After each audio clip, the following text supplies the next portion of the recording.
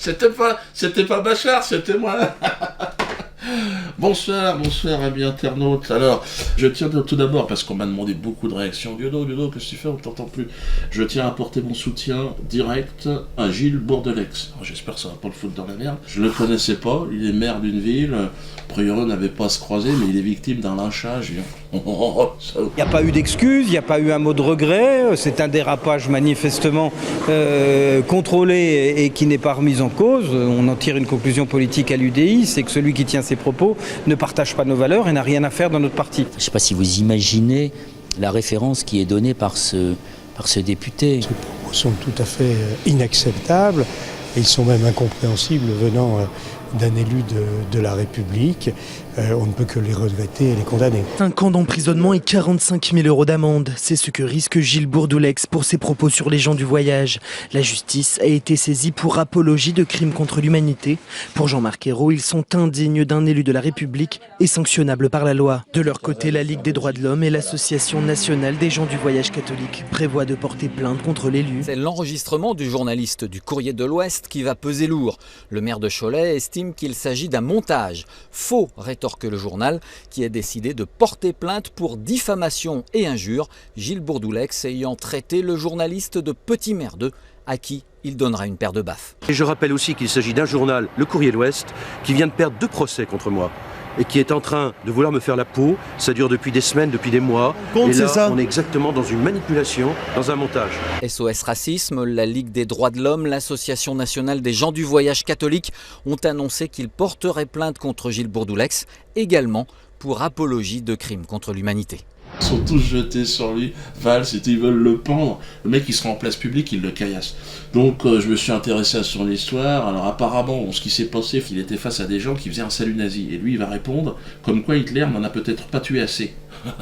Oh bon, alors évidemment, la chute n'est pas terrible, mais bon, il paraît évident qu'il répondait aux gens qui étaient en face de lui. D'autant que ce sont des propos tenus en off. Normalement, le journaliste, il avait dit non, c'est bon, je répéterai pas. Ouais. Puis il a enregistré, mais bon, évidemment, il n'a pas parlé du contexte. Et puis alors, le 2 poids 2 mesures. Qu'est-ce qu'on reproche à cet homme? Vous vous souvenez de Patrick Timsit, ce qu'il a raconté? Et lui, c'était pas en off. Vous allez me dire, Diodo, t'es focalisé sur Fifou. Souvenez-vous ce qu'il a dit. Hitler était un génie. Devant 2000 personnes. Hitler était un génie. Hitler a du génie? Putain, ça veut dire quoi ça, Hitler a du génie? Pourquoi Bourdelex, tout le monde veut le lyncher? Et Patrick Timsit, il le dit à la télé. Hitler a du génie, ça gêne personne. Merde.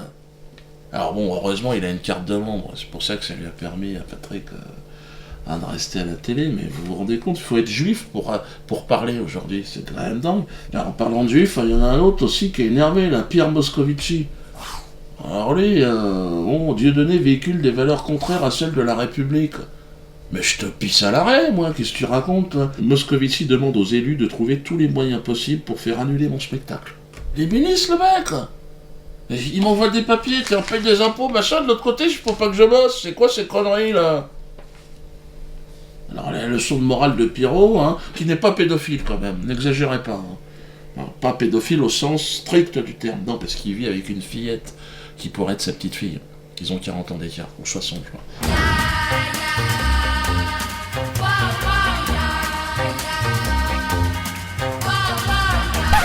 C'est sûr, c'est particulier, mais bon, comme dirait la police, il l'a emmanché dans les clous. Tu sais, l'expression, bon, c'est pas très élégant, mais... Et puis c'est un Strauss-Kahnien, donc rapport à la jante féminine, évidemment, il y a un côté un peu brutal. Les préliminaires, c'est pas son truc. Et puis il aime pas les nègres, comme Dominique Strauss-Kahn, c'est le genre de descendant d'esclavagistes qui pleure encore sur le manque à gagner qu'a suscité l'abolition de l'esclavage. Et cette haine du nègre mêlée, je vous le rassure, avec la haine du non-juif. Vous êtes tous dans le collimateur. Lui, c'est Léon Blum. Il en a parlé au cercle de Léon Blum, tiens, écoutez-le. Et il faut s'interroger, que ferait Léon Blum aujourd'hui? Et quelles ont été les causes pour lesquelles il s'est battu? La République, le socialisme, la gauche, et vers la fin de sa vie, c'est vrai, le sionisme. Et le sionisme, pour lui, c'était à la fois la création d'Israël et la paix au Proche-Orient. La paix, c'était très important, il s'est engagé dans ces affaires-là. Et donc, pour faire respecter Léon Blum, soyons dans tout ça. Et ça suppose effectivement une forme de fraternité, ça suppose de ne pas jeter toute la gauche avec l'eau du bain, ça suppose de ne pas oublier non plus une histoire commune entre les socialistes, Israël et les Juifs, qui a pu connaître à tel ou tel moment des difficultés, mais qui a aussi des traditions extrêmement fortes que je voulais rappeler maintenant. Logiquement, il m'en veut, je suis antisioniste. J'étais tête de liste des antisionistes, pour ça qu'il m'en veut. Et alors le plus terrible, c'est que ce genre d'individu a le chéquier de la France. Vous vous rendez compte comment il a pu... Qu'est-ce qui se passe, putain? On est dans le n'importe quoi, disons-le. Ça, c'est extrait, ce que je vais vous dire, du dîner de gala du CCFI. C'est énorme, il y a une mafia. Et ouvrez bien vos oreilles, écoutez bien ce qu'il va dire. Et là, on est en 2013, en avril 2013. Grâce aux entreprises françaises, je l'espère, Moïse sera vengé. Réveille-toi, France, réveille-toi. Grâce aux entreprises françaises, je l'espère, Moïse sera vengé. Mais on s'en fout de Moïse, on travaille pas pour Moïse, que je sache. En tout cas, c'est clair, faut que vous le sachiez. Puis c'est pour ceux qui n'en ont pas encore, qui veulent encore un petit peu plus, qu'on peut encore vomi. Interview sur France Inter en novembre 2011, au moment du génocide palestinien, vous savez, Israël bombardait Gaza, pendant que les secouristes sortaient les corps calcinés des enfants qui étaient cramés au phosphore blanc. Lui, notre brave Moscovici, nous gratifie d'une phrase. Franchement, les nazis n'auraient pas osé dire ça. C'est aux Palestiniens de faire des efforts. C'est tout. Et c'est tout. Merde. Ils n'ont pas fait d'efforts. Tout en rappelant, bien sûr, dans un numéro de pleurniche obscène, que son père a été déporté, certainement dans les années 60. Pour ceux qui ont du mal à croire toutes les conneries de Moscovici, il faut savoir aussi qu'en plus c'est un menteur. Un menteur qui, dans l'affaire Cahuzac, là, en ce moment, il y a une commission d'enquête, ils ont menti. Ils mentent n'importe quoi. Franchement, ouais. Ils sont en train de piller ce pays. Je n'ai pas, monsieur le député, je n'ai jamais eu de compte à l'étranger. Je dément, en bloc et en détail. Je n'ai jamais eu de compte en Suisse. En bloc et en détail. Je plains Pierre Moscovici qui, lui, connaît la vérité, mais qui, au nom du secret fiscal, ne peut la dire. On va nous dire que M. Moscovici ne savait rien, ni le Premier ministre, ni le Président de la République, ni personne. En bloc et en détail. La commission cherche notamment à éclaircir un point sur lequel Pierre Moscovici et Jérôme Cahuzac ne livrent pas la même version. Le 16 janvier, le ministre du Budget et son supérieur de Bercy auraient tenu une conversation en présence de François Hollande. Les réunions dans ce bureau sont suffisamment rares pour que l'on s'en souvienne, et que par ailleurs, je n'ai pas non plus de souvenir de l'échange décrit par Pierre Moscovici à l'issue du Conseil des ministres. Comment se fait-il qu'entre le 16 janvier et maintenant, vous ayez perdu complètement la mémoire de cette réunion informelle, nous a dit Pierre Moscovici? Vous pouvez ironiser autant qu'il vous plaira, Monsieur le Président, je n'ai aucun souvenir de cet échange de mots. En bloc et en détail. Moi, en tout cas, quand j'entends Moscovici, je dis déjà « Oh, les enfants sont où ?» J'ai 4 filles. Comme je sais qu'ils les aiment assez jeunes. Moi, en tout cas, j'encourage tous ceux qui veulent signer la pétition à le faire contre la LICRA. Moscovici et la LICRA, c'est la même équipe. Ils veulent détruire ce pays. Comme ça, Pierre Moscovici aussi pourra être extradé lui aussi vers son pays, en Israël, afin de servir Moïse, puisque visiblement, Moïse, c'est l'un de ses objectifs principaux. Alors, la loi autorisant le mariage pour tous a ouvert la porte du grand n'importe quoi. Vous avez vu, la semaine dernière, j'étais à la maison d'arrêt, maison centrale. Ouais.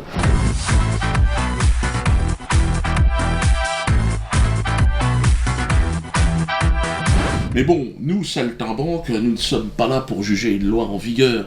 À présent, place au spectacle, place aux professionnels, place à la rigolade. Après Adam et Ève, voilà Alfredo et Germain. Et là, je suis sérieux. L'histoire ne se déroule pas dans les jardins d'Éden, mais à la maison centrale de Poissy. 100 ans après avoir séparé l'Église de l'État, le pouvoir laïque, le pouvoir de la LICRA, se devait d'instaurer un nouveau socle moral. Pour les masses, pour les connards d'un autre genre. Le mariage pour tous couronne l'avènement de la religion laïque. Le mariage de Germain et d'Alfredo en est le symbole le plus lumineux. Quoi de plus beau, que 2 détenus, 2 exclus du système, promis en d'autres temps à une mort certaine, propulsés par amour, jusqu'au sommet, comme ça, de la pyramide de la morale. Ce mariage représente le point de départ d'une nouvelle ère. Je le pense sincèrement. La morale d'hier n'est plus. Il nous faut d'ailleurs ouvrir les portes des prisons, car ceux et celles qui y sont retenus l'ont été dans un cadre moral aujourd'hui obsolète, comprenez, à l'époque. Le code pénal actuel n'a plus aucune légitimité car les valeurs morales qui l'ont inspiré ont été abrogées de fait par le mariage pour tous. Vous avez compris ce que j'ai dit? Si vous n'avez pas compris, vous vous repassez le truc. Si le mariage pour tous a mobilisé une telle opposition, c'est que l'opinion publique avait pressenti la rupture morale qu'elle entraînait. Il m'appartient certainement pas de juger. Hein. Le monde change et rien ne peut l'arrêter. Cette évolution, moi je ne fais que la commenter. À mon niveau, je rigole, je fais rire avec toute la merde.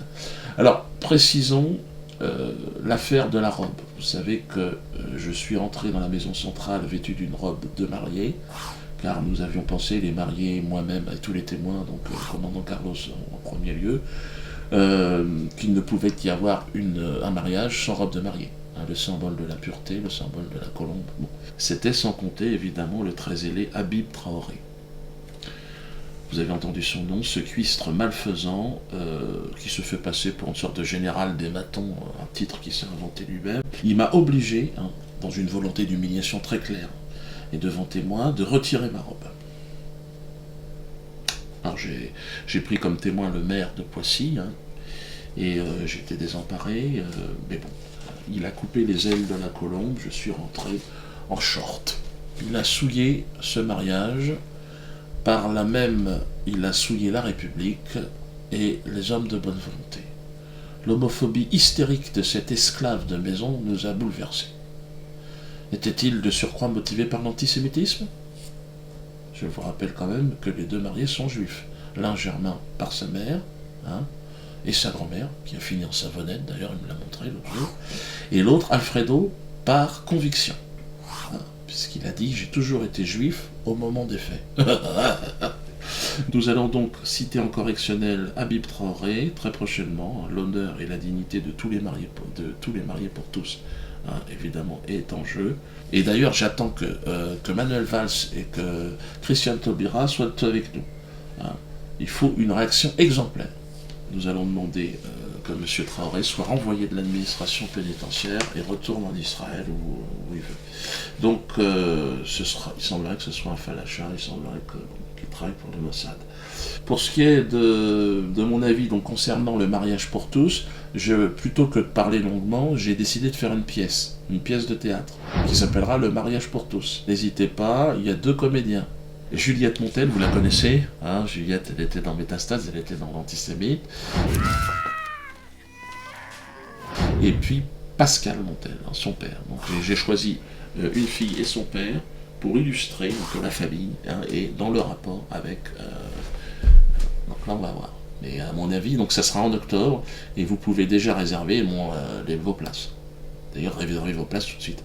Et je pense que ça devrait... Alors ça ne fera pas rire tout le monde, évidemment, on va toujours avoir cette opposition, mais quelque part on les emmerde. Et puis on va leur survivre. Et puis alors la pétition, hein, surtout n'hésitez pas avec la pétition.